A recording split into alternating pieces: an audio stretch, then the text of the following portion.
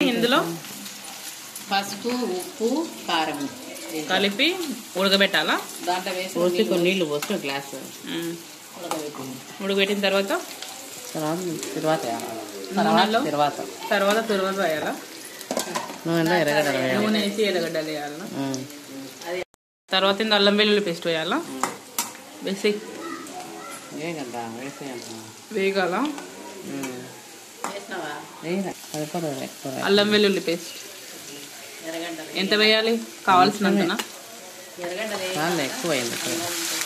ఎర్రగడ్డలు ఆ కలర్ వచ్చాక వేసుకోండి, బాగుంటుంది టేస్ట్.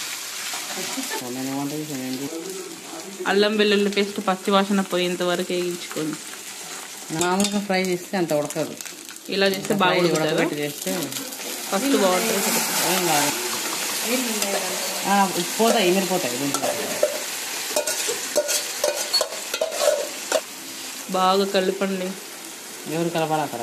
నువ్వే కలపాలి, ఇంకెవరు కలుపుతారు? వేసిన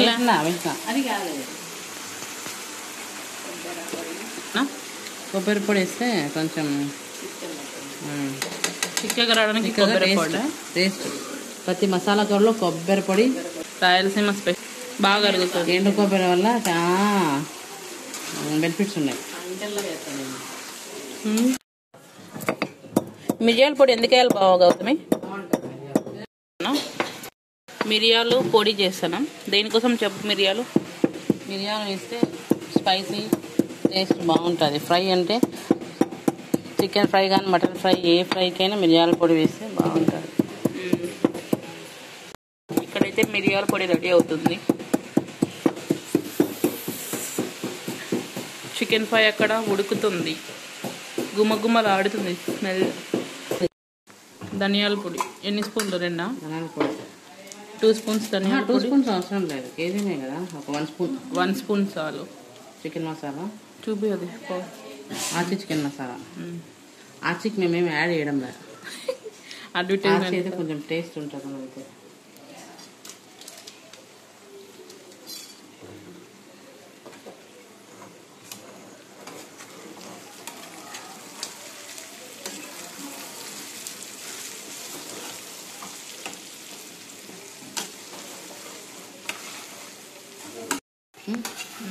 చూడు, అప్పుడే రెడ్ కలర్ వచ్చింది. కలర్ చేంజ్ అవ్వడం మనం గమనిస్తున్నాం అక్కడ. మిరియాల పొడి 1 స్పూన్ వేసుకోండి. మరి ఎక్కువ వేసుకుంటే కారం పొడి తగ్గించి మిరియాల పొడి ఎక్కువ వేసుకుంటే బాగుంటుంది.